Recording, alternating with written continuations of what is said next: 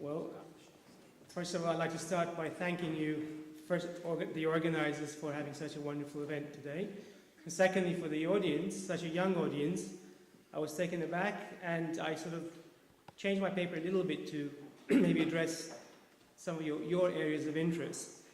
Today we're commemorating the Seyfo, the genocide of the Assyrians in 1915. It's not about simply remembering the past, it's also about learning from the past, thinking about the future, remembering that Assyrians are not just an ancient people, but they're a modern nation as well, with a future, and in a sense that's what we have to work for as well. I'm a historian by training, and when I was pretty much about your age, in my late teens, I grew up in Reading, which is outside of London, very simulated environment. I knew I was Armenian. I knew terrible things happened to Armenians in 1915 through my family. And my grandparents cried when they told us about what they had to live through.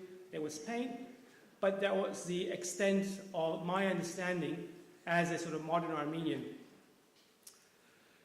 At the age of 18, I decided, well, you know, I really want to know what the history of the Armenians and the Armenian genocide was about.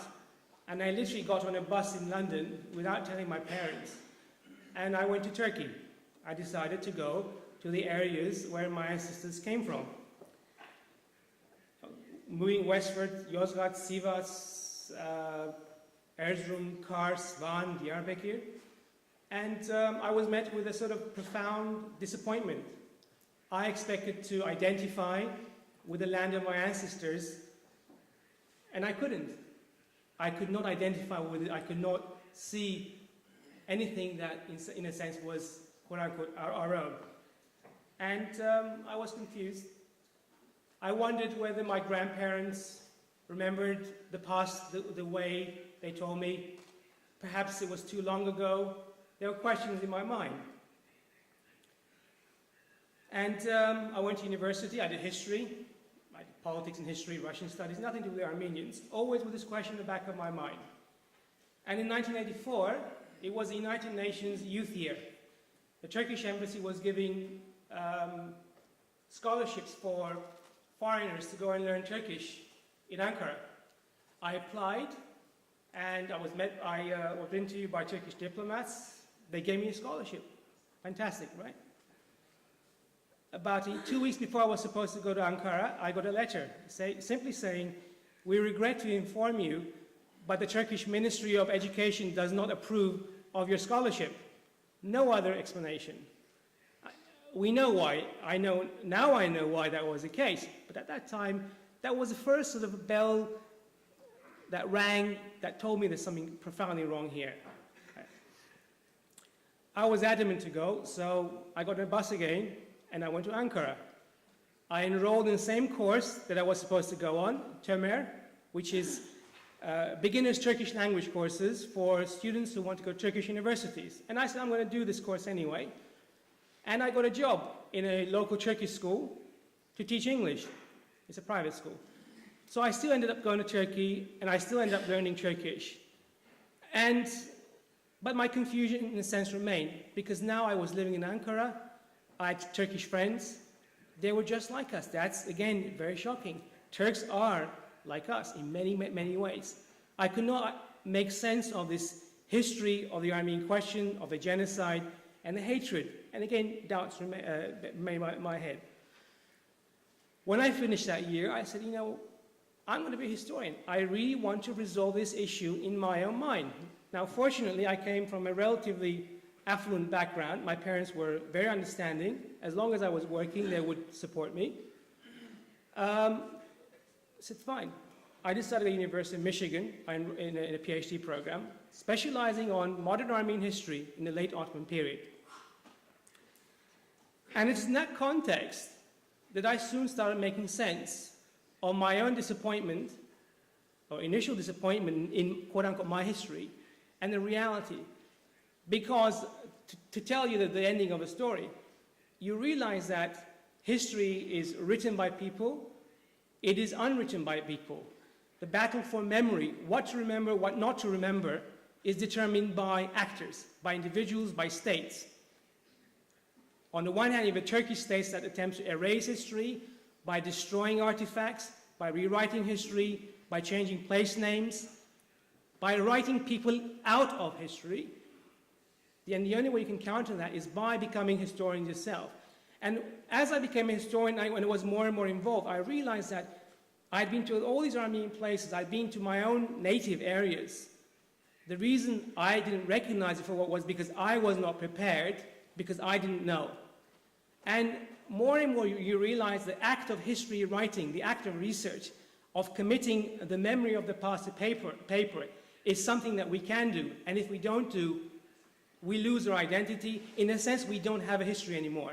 And what the Turkish government says happened or didn't happen is all that remains. And that is, quote unquote, the reality. So suddenly becoming a historian, writing history became paramount. It became meaningful in a very, very real sense of the word. And it is in this context that I'd like to talk to you about a very specific book. It's called a Blue Book. It's actually called Blue Book because it was blue, but it's a very special blue book. Because in 1916, during World War I, the British government, in December of that year, published a report in its parliamentary Blue Book report series called The Treatment of Armenians in the Ottoman Empire, 1915-1916. It was, as you can see, a massive book, about 700 pages, of which the bulk, about 600 pages, was made up of eyewitness accounts. That's what the book says. Eyewitness accounts of what happened to Armenians, and I may add Assyrians, between 1915 and 1916. And this was published while the event of the genocide was still in progress. And this book had a devastating effect on the Young Turks who were carrying out the genocide of the Armenians because of its evidentiary quality, because of the type of eyewitness reports it had, but beyond that, because it made the intellectual argument. Remember, arguments have to be created.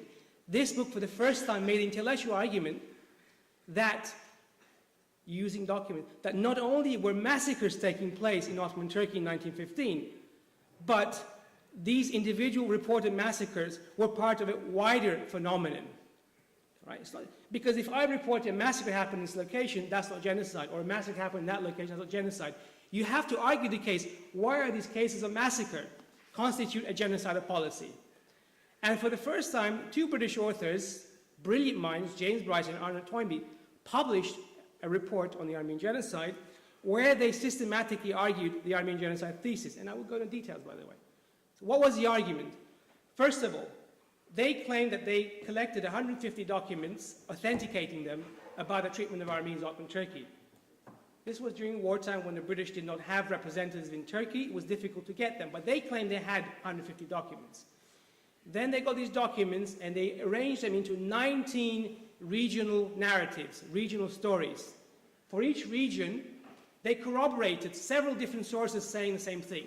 So they showed in Trabzon, Erzurum, Sivas, Yozgat, the Baghdad railway line, they showed how there was a common sequence of events happening at the same time, which you can corroborate with reliable eyewitness accounts. They showed how Armenians were vilified by the Turkish state in the early stages of 1915. And I say Armenians because that's what the report was about, but they could have been Assyrians too, and I'll come to this point as well. Armenians were first vilified. Second, they showed how systematically the community leaders were arrested in different regions. They were arrested and murdered, the male community leaders.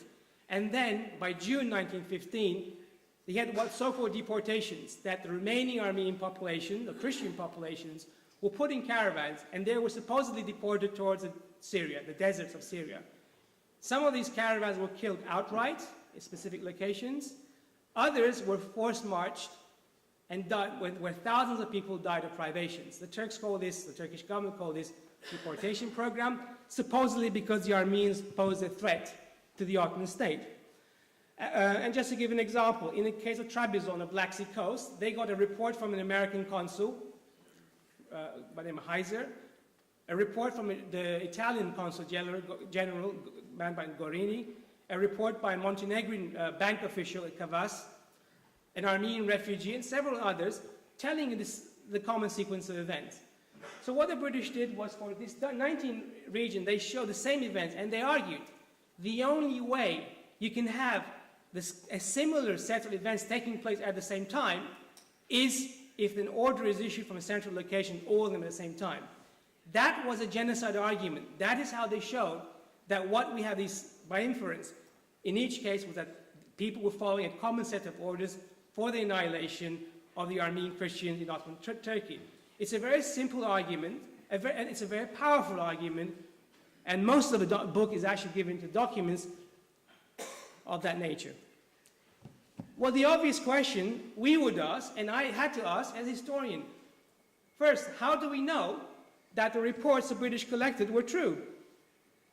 How do we know the reports were not fabricated? After all, the British were at war against the Turks in 1915.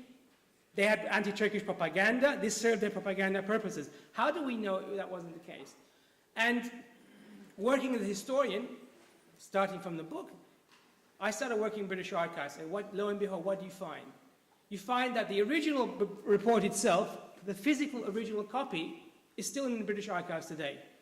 Secondly, the correspondence that went into compiling this book, that means where the British got the reports from, the questions they asked about the authenticity of reports, right? Did they make an effort to get genuine reports? The answer is yes, and to this day, there are thousands and thousands of pages in 5-6 different files presenting this material. It's available, so we can actually test the authenticity of the reports as well as the motives of the compilers of the report itself. They were genuinely interested about the authenticity of the reports themselves. All right. But that's not the end of the story, and this is a very pedantic way of telling the story because the Turkish state says this is all a forgery, and I'll get back to that. Okay? So you have the blue book, you have the archives, the material sitting in the archives, and you start looking at the archival material now, not the published. And where did the British get those reports from? And you realize the reports came from the United States. The American government did not enter World War I until April 1917. So the Americans had their representatives in Turkey itself, in Ottoman Turkey until that day. They had American consuls, like in Trabzon, like in Harput, like in Aleppo, Mersin, as well as American nationals, all right, living inside of Turkey. And they were writing reports to their own government, the State Department in Washington, D.C., about what is happening primarily to the Armenians. And I'll tell you why not the Assyrians. Because there were no American consulates in Diyarbakir, there were no American consulates in Mosul area. The reason the Assyrians are left out of this particular report primarily is because the main source of information for the British didn't cover the Assyrians. It's pure misfortune, if you will. But the Americans were reporting what's happening to these Christians elsewhere. So working from the book, and then the British archives, you can work your way backwards to the United States archives. And in the United States today, you find the same documents, the originals now, which were copied and sent to the British. So suddenly you are making the case even stronger. The more questions you ask are trying to destroy the thesis, by trying to do so, you can also do the opposite. In this case, the opposite comes true. The archival evidence referring to this book can still be verified today, including the actual eyewitness accounts. In fact, by tracing the documents from Britain to the United States, you realize that in the same files in the United States where these documents came from for the Blue Book, there are more materials. There are hundreds and hundreds and hundreds of reports that the British didn't even have access to. They couldn't even check. In fact, we published those hundreds of documents as well. And so suddenly, the role of a historian, as I was saying, all right, the role of a historian to critically evaluate, to critically follow knowledge, and to create new knowledge, this is the way forward. So the Armenian genocide thesis, not only can you affirm the authenticity of the Blue Book, but now you can introduce new materials. For example, Leslie Davis, the American consul in Harput, has 1 or 2 reports in the Blue Book. If you go to the National Archives in the United States, you realize that Davis was writing hundreds of reports of what was happening in different modes, including reports of his actual physical visitation of areas near Lake Gölcük, Lake Hazar in Turkey today, where he personally was observing tens of thousands of murdered people. He describes how caravans of Armenians were taken into these valleys, V-shaped valleys, where they would be taken into these areas, where each end would be blocked up by gendarmes, and the people would be killed, right? And he describes actual individual valleys. He says, in this valley there were so many thousands, in that valley there were so many thousands. He describes how there were different caravans, because he says the bodies in that valley was pretty much skeletons. There was almost nothing left. The ones in this valley were fresh people killed. And he even knew they were Armenian because before these people were killed, they were, of course, robbed of everything they had. But some things the Turkish gendarmes, and the Kurds, I may add, did not steal, such as identity papers. He could identify individual caravans by the identity papers that were left behind. So this is the nature of documentation that is available about the Armenian genocide and the Seyfo, I may add, in one archival source. And I'll talk about what sources Assyrians may work in today, because there is evidence on Assyrians, but not in this particular one. Right? So the National Archives alone contain a plethora of materials that was not only the basis of the Blue Book, but the basis of our understanding, much broader understanding of the genocide. In fact, when Davies came back to the United States from Hartford, he wrote over 120-page report of what he had personally witnessed in that one region alone. So when we have Turkish historians, Turkish nationalists, state historians saying, nothing happened, or it was Armenians or Christians who murdered the Turks, and so on and so forth, categorically speaking, it's absolute rubbish. And I can say that because I was willing to consider the possibility that maybe there were grounds on which the Turkish state feared Armenians. Maybe Armenians did commit some atrocity here and there, perhaps. But to this day, I have not found any such evidence in any of the archival materials I worked here. And I've actually even worked in Turkey itself. So the American documents alone maintain the integrity of the Blue Book, and they add further knowledge or understanding. And the whole process is, so it's one historian working diligently can make a difference in our understanding of a particular part of our history. If I had knew German, I would have worked in the German Foreign Ministry archives. I have colleagues who do that. They say German archives are phenomenal because they were allied to the Turks.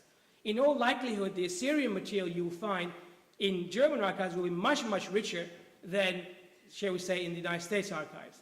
Now, the only place where the British Blue Book does talk about Assyrians, and there is one chapter, and that chapter is on Azerbaijan, or I would say northwestern Persia. Because in 1915, the Turkish army, with Kurdish irregular forces, crossed the border into Iran, and they occupied that for several months. Now, in Iran, there were American missionaries who reported this. All right? So for northwestern Iran, the Blue Book actually does cover the Assyrians. There's a whole chapter on the Assyrians alone and their fate in northwestern Iran. But that's the extent of it. The only other way that the Assyrians may have been covered here, as I told you, there were no American consuls. There were American missionaries in Assyrian areas. But do you know what? In 1915, at the beginning of 1915, the American missionaries in Mardin and Diyarbakir were expelled. It's very, very interesting why. So there were no American witnesses to what happened to the Assyrians in Turkey itself, except with a minor exception. These Americans were expelled in about May 1915. But the reality is the massacres of Christians and Assyrians started before then. So in some of these witnesses, like the man called Floyd Smith, Dr. Smith worked in Diyarbakir as a medical missionary. He described in his own handwriting how in a village of, I think it's called Karabash, outside of Diyarbakir, there was a major massacre of Christians. Handwritten report. He describes how victims of this massacre, Assyrians, came to Diyarbakir for medical treatment. He describes how Turkish gendarmes stopped these people from coming to his hospital. So what was his reaction? His reaction was to go to the village himself. The gendarmes stopped that too. But the few people who came to him in Diyarbakir, he describes their wounds. He gives medical reports. He describes how some of their arms were half sawn off. He describes how certain heads had their skulls cracked open with hernias sticking out of the skull. this is the level of documentation we have. So, with all due respect, the film suggested that Assyrians, in a sense, rebelled against the Turks in 1915. That's why the state moved against them. I don't think that's the case. If the Assyrians fought back, they fought back for a very good reason later on. As early as May 1915, the Assyrians were already victims of massacres. And this can be verified. And I'll tell you one thing, the more you work, the more you get information, the more you put together, you can argue your case. So when Armenians try and deny the Assyrian genocide, saying, well, it wasn't the same, you can rub their noses in it. You can say, well, look, here's the documentation, here is the material, evidence. But that work has to be done by somebody. And that's the problem that, in the case of Seyfo, hasn't been done in the English-speaking world. To give another example, Rafael Nogales. Rafael Nogales was a Venezuelan mercenary in the Turkish army. He's got a very sort of colorful account of what he saw. At one stage, on the way, when he's retreating with the Turks, he goes to Siirt. He describes how, on the entire mountainside of Siirt, were the corpses of Christians. Just after the massacre, he describes how he was staying in the house of an Assyrian who was presumably killed, he was ransacked. So you have these snippets of information in the English language, which I'm limited to. But unless you take on the responsibility in having first the expertise, you have Assyrian specialists, if you will, who have the means to do research. That means that the money to go to an archive and to spend 6 months maybe, and to collect this stuff, your story will not be told. You will be a people without history. And this is what I find very, very frustrating. Right? And I'm the poorer, because some of the problems we have is language. The English language, there's almost nothing, what I call scholarly that I know of in the English language, that argues the Assyrian case in a coherent and powerful fashion. I might be slightly ignorant, but I haven't come across it. So, but it is possible because the archival material exists and the material is there. So, that's one. Now, back to the Blue Book in the same context. The Blue Book today, you may be aware, what do the Turkish authorities say about it? Right now, because of the significance of the Blue Book, historiographical significance, and because of the argument it presented, it has become the object of denial, as we say. Why do I say denial and not disagreement? Because just like in the case of Holocaust, people who say Holocaust didn't happen are not simply disagreeing with you. They are deniers because part of the argument, a systematic aspect of their argument, is that they refuse to look at the evidence.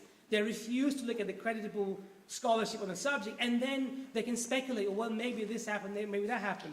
What the Turkish deniers of the Turkish state say about the Blue Book, they say the Blue Book is a classic example of World War I propaganda. The British fabricated it. The reports in the Blue Book itself were fabrications. It was war. The British wanted to malign the reputation of the Turks. They wanted to justify their war against the Turkish government, so they fabricated it. I'll tell you one thing. If I hadn't done this work, if I couldn't find a refutation of the Turkish position, the Turkish government's position, some people might have said, well, that sounds reasonable. Maybe it is true. They were at war against the Turks. This served their propaganda purposes, right? So it's important, on the one hand, for you to argue your case, especially when you have an entire state, a Turkish government, that is sponsoring denialist literature, not only against Armenians, but Assyrians. The more you talk about Assyrian genocide and the suffering of Assyrians, and the more you will also face the denial of a Turkish state. It's something that one should anticipate. And when we say the Turkish state, what do we mean? The Turkish Historical Society that makes all the main arguments of a Turkish national thesis is still a state-sponsored organization. Turkish teachers, the Turkish curriculum, what is taught in Turkish schools, the Turkish Foreign Service is part of the propaganda setup. The Turkish military has a historical section that produces this material. The Turkish embassies abroad buy influence through front organizations. In the United States, for example, there's the Assembly of Turkish American Associations. In last month's edition of Vanity Fair, I don't know if any of you are aware of that, there was a disclosure by a former FBI agent who did translations for the FBI, giving information about how Turkish American organizations were buying influence in the American public. They were buying influence with American politicians. Right. About 4 years ago, there was a famous case where an American professor was caught taking money and support from the Turkish government, and who denied the Armenian genocide. He was advising the Turkish ambassador how to deny the Armenian genocide. The Turkish state, the Turkish fascist state, I should say, has invested a great deal in not only getting rid of minority populations, but also erasing the remnants of that crime. And one of the crises that we have in Turkey today is that same state now is opposing not only Armenians or Assyrians or Kurds, but even Turkish intellectuals. Today, as you know, or you may very well know, there's a conference going on in Turkey itself about the Armenian genocide or the end of empire and the Armenian question, critical of a Turkish nationalist thesis. This conference was supposed to take place 3 months ago. It had to be cancelled because of external pressure. 3 days ago, they tried to cancel this conference once more. The Turkish state is geared towards a denial of huge tracts of its own history, right? But the division line between, and in some ways allow modern-day Turks the possibility of exonerating themselves. Let them criticize Turkish nationalism, let them criticize the legacy of the Armenian-Assyrian genocide. I'm actually, in that sense, an optimist, but the Democrats, and we can play a policy role in that. The democratic movement in Turkey itself is of fundamental importance today. I don't think we've reached that point right now, all right? But we can reach that point because there are such forces in Turkey itself. But before we do that, let us know what our history is about. Let us know our own case backwards. Let us be able to argue the case. If I say, what Assyrian genocide? There is no Assyrian genocide. You can actually pull me apart, all right, step by step by step. If you can't do that, you will always be on a losing side. Are Armenians more successful than Syrians? Not really. The Assyrians and the Armenians are remarkably alike, very divided and despondent and so on and so forth. Maybe the difference is that there are more Armenians than Assyrians, because there's more material to work with. But I understand where you're coming from. On the other hand, why am I an optimist? Because the work that needs to be done, especially in a university environment, the intellectual work, you don't have to have 100,000 people do it. 5 people, 5 good intellectuals who, with the backing of their communities, with the right kind of training, can rewrite and reassert your history, our common history, right? All it required is an elite and excellence who have the requisite knowledge academically, who have the languages, and who have the backing of their communities. 1 person, 2 persons can rewrite history because, as they say, cream rises to the top. If you go to Turkey today, you can fill a whole bookshelf with denialist literature, but it all amounts to 0. People know that's rubbish. You write 1 good book, 1 seminal thesis, that is what will be referred to. The Blue Book is 1 such thesis, and it's had a devastating effect on Turkey today. But we can learn from this, and we can have the equivalent of the Blue Book 10 times over, 10 times better. But that is the challenge that falls on us. And it is in this spirit that I came to this conference. It is in this spirit that I like to meet my Assyrian colleagues. I know Sabri, but I like to meet others, because there's a lot of room for cooperation, because at the end of the day, it's a common history. We can't exclude each other. In fact, knowing Assyrian history, what happened to Assyrians, is part of knowing the history of the Armenian genocide, the history of the Greek ethnic cleansing of Asia Minor, even the oppression of the Kurds in Turkey today. All right? There's a sort of continuum. Turks, Armenians, Assyrians, Greeks, Kurds are in many ways part of a victim of the same ideological enemy, which is Turkish nationalism, that does not allow for minorities, that does not allow for multiplicity of culture coexisting in a mosaic in that part of the world. That is a common thread. The Kurds may not have been massacred in the same numbers as Assyrians and Armenians, but the attempted genocide against Kurds, the forced assimilation, is not very different than what happened to us. Imagine if we still stayed in Asia Minor today, except that we could not speak our language, we could not have our religion, we called ourselves Turks, and we lost our memory of who we were. How is that different than being wiped out as a nation? In many ways, it is the same. And this is the sort of ideological structure that we're up against. I don't think it's a losing battle. Turkey cannot continue this way, all right? especially when they want to join Europe, and especially when you have a new generation of Turks who do not want to bear the burden of the past on their shoulder. There are young Turks who say if it is genocide, then we should say it's genocide. And some of the biggest names, I can say, or the brightest stars today on the Armenian issue and the Syrian issue are actually ethnic Turks, because they regard what happened to Armenians and Assyrians and Kurds as part of their history. They want to address it for what it is. And I think these are the sort of positive elements that we can latch onto, and I think it's a question of time that these elements will prevail. In the meantime, we can maintain our identity, we can maintain what is important for us, we can maintain our culture, right? And when the time is right, we can also talk about restitution. Restitution of our cultural artifacts, of our monasteries, of our churches, maybe advocating that Turkish history books have to be written, Turks have to be taught what they did as a nation, quote unquote, to Armenians and so on, to Assyrians. These are ways of undoing the legacy of the past, and in some ways bringing the different peoples and the different cultures together in a harmonious relation in the future as well. And we as intellectuals have a role to play in that. And this is the reason I myself became a historian. At a very, very fundamental, very, very basic level. And I would like to stop at that. Thank you.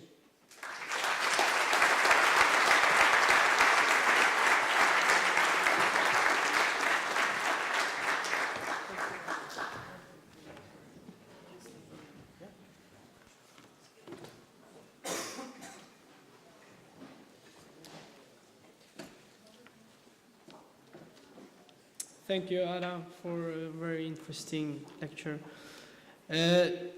Då är det dags för frågor. Vi har 2 mikrofoner så ni kan räcka upp handen, och om ni inte kan engelska så kanske jag kan hjälpa till att översätta. Okej. Har vi några frågor från åhörarna? Här nere. Abraham.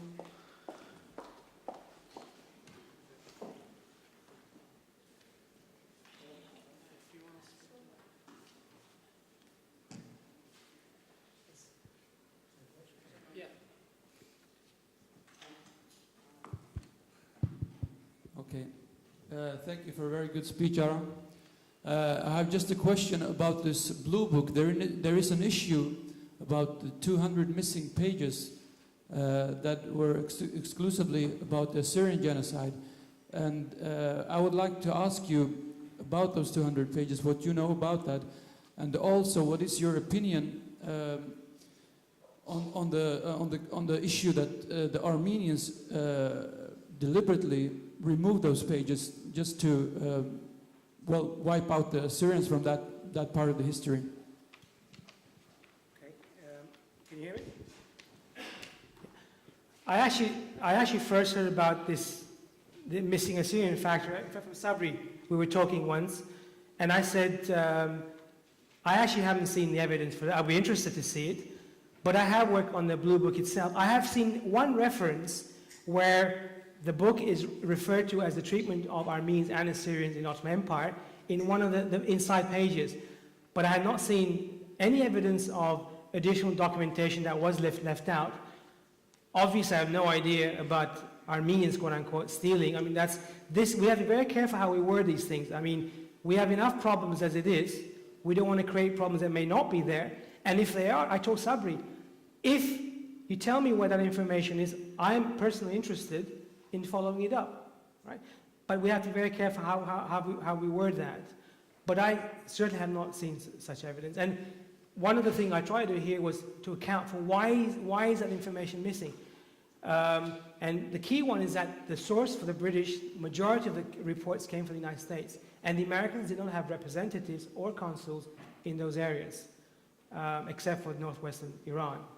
So that's an open question, which I would be more than happy, I would welcome to address if you gave me the citations or where your information comes from.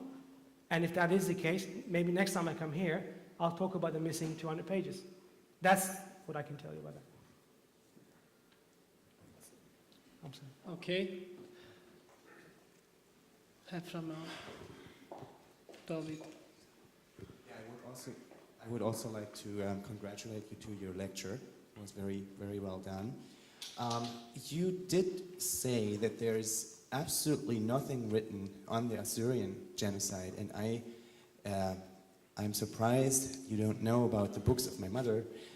They are indeed not translated into English, but the particular book which I clearly remember, she researched on that book for 10 years, and it was finally published in 1988 in German. And I know that she researched extensively, and it was very well received by people who are German-speaking. And it was then translated into Turkish, and then it was translated into Swedish, which is also, I saw it available here at the table. And 5 years ago, the American Assyrian community promised my mother, with the help of Richard Fry, who is the chairman of the Harvard Middle Eastern Department, to translate that book, and then everything just didn't happen, and the things got lost, discs got lost, the whole project fell apart. And it's a disaster. And I think instead, when I saw the movie of Mr. Alou from France, the American section of our community, it pains me that they spent rather $20,000 on Juliana Jindu singing, and dancing, instead of really translating an important book like that. I mean, we can really congratulate the Assyrian community in Sweden for making an effort like that, but the American Assyrian community clearly has no focus on what's important and what's not important. And I would like to stress that in my time in the United States, my Armenian friends, and I have many of them because there are many in classical music who have had very high achievements, they have explained me that these things are very important, that this work has to be translated into English. So I would urge any Assyrian who has knowledge about this project to please pressure a little bit that translation into English. I think that's a very important thing. And I don't say that as a son of my mother, but I really say it because I see the importance for that, And can I add something to that? Yeah. It's not just secondary source, it's also like memoirs. People think memoirs are, interesting and so on. These are fundamental sources that it puts the pressure on you, yes, but if you want to be players in the real world and in the English-speaking world, you have to speak their language. We have had to, right? And this is I want to say it's a fail. I had to use a failing because it may sound like we are disempowering ourselves. We're not. In talking about this like this, identifying weak issues and maybe resolving them, this is part of a creative process. Maybe this time next year, we will have your mother's work in English. Maybe somebody else will say, you obviously haven't seen this source or that source. I'll say, yes, and I'll look at it, and I'll integrate it into my work. This is why academics talk to each other. We learn from each other as part of a common endeavor. But I, as a historian, at the University of Michigan, looking at the shelves in the library, I haven't come across what I call creditable, sort of pedantic, heavy books. But you need those books to inform the master's students or the PhDs, because they will be writing history for the next 30, 40 years. It's a good investment to publish a book, put it on the library shelves, because you will influence future scholarship. And I gave an example earlier today. I'm a book publisher. That is what I do primarily now. 10 titles a year. I would even publish your mother's book if it was in English. My greatest satisfaction is when I see our source materials being cited in the secondary works of other scholars. People writing about genocide or general books, like Samantha Powers, who Pulitzer Prize-winning author. When you look at the footnotes, many of the books are books we publish, and I think, if I didn't, 2 or 3 of us, if we didn't publish that book, we wouldn't be in that book either. So the $20,000 to publish a book and put it in a library shelf is a very good investment that will pay for the next 50 to 100 years, and it will also help American Assyrians, American Armenians who don't speak any other language except English. What I find in the case of Armenians, many Armenians are ignorant of their own history. You can't ignore your own people, especially as they assimilate and they lose their own language. I speak Armenian, but I'm also committed to write and publish in English, because the American Armenian community is a power behind the global Armenian community. And I'm sure that will be the case of Assyrians in the world today, right? If Assyrians were all in Iraq today and in Turkey, you'd be in a great deal of trouble. The only reason you have a voice and power, or not say more, but one reason you have power is because you have a diaspora community that's vibrant. Armenia today, the state of Armenia is the third recipient, the largest recipient of American aid because of the American Armenian lobby. If you want to save Assyrians in Iraq or Turkey, maybe you should work more in the United States. I mean, this is the way politics works. And those diaspora communities are fundamental to our future survival. And we have the same predicament as you do, Armenians and Assyrians. Okay. Är ni fler frågor där uppe?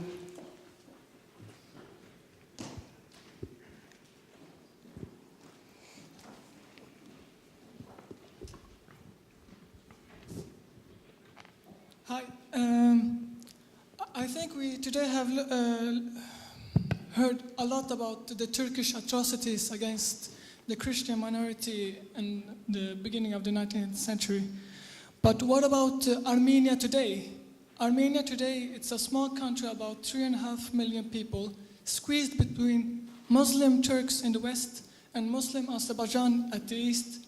And they have trade embargo, so they can't have heating in the winter, sufficient heating in the winter. I think we have to talk about the atrocities of today too. Armenia is suffering yet to this day. Thank you. With all due respect, I mean, the focal point of today's lecture is a Seyfo, and it's in that context I want to introduce my materials. That's why what today is in one way it's irrelevant, because we can always make it bigger. Yes, Armenia is under a lot of trouble. The Turkish state is trying to put, again, pressure on the Armenian state to come to its knees, yes. It is related to genocide and the same kind of ideology, yes. But I deliberately left it out. There's so many things you can talk about if you really want to. Armenia, yes, Armenia is under embargo, yes. And there's solidarity between Azerbaijan and Turkey, as Turkic people, against the so-called Christian and non-Turkic Armenians. And I expect that might be very similar in Iraq tomorrow. If the Assyrians or the Kurds, as we can see, make headway, Turkish state puts pressure on the Iraqi administration, to the Turkomo minority and so on, to put pressure on those groups. Yes, that's the nature of politics. Okay, thank you. Okay, thank you. Any more questions about Seyfo? Yes. Thank you very much for a very interesting lecture, Ara. I have a question. I would like to ask you, why, in your opinion, does many Armenian people deny genocide on Assyrian people? Okay, it's a fair question. Why do many Armenians deny? Special scholarship. Well, obviously I don't. I even criticize my colleagues, or what I call the older established colleagues, who have denied. It's very difficult for them to come to terms with the denial. Regarding it at a more broader level, there's an element of ignorance for majority of Armenians, which is another reason why it's important to, instead of making enemies, try and win them over by publication. I believe it's possible. I would actually promote the Assyrian issue if I had materials to work with. Why do others deny, for similar reasons that many Jews deny, or Holocaust uniqueness theorists? They feel that it detracts from their experience, it's chauvinistic, and it's supported by a lack of scholarship as well. If we put scholarship out there on the Assyrian experience, I think that will change. But there's a chauvinistic element there, absolutely. But let's not make it into a point where we fight about it. Let's acknowledge it and say, how can we resolve it so that we're not drawn apart, but quite the opposite. Let's resolve this issue in a meaningful way. And it's possible. And part of that is through teaching and through publications, and through me coming here today and talking to Armenian audiences as well.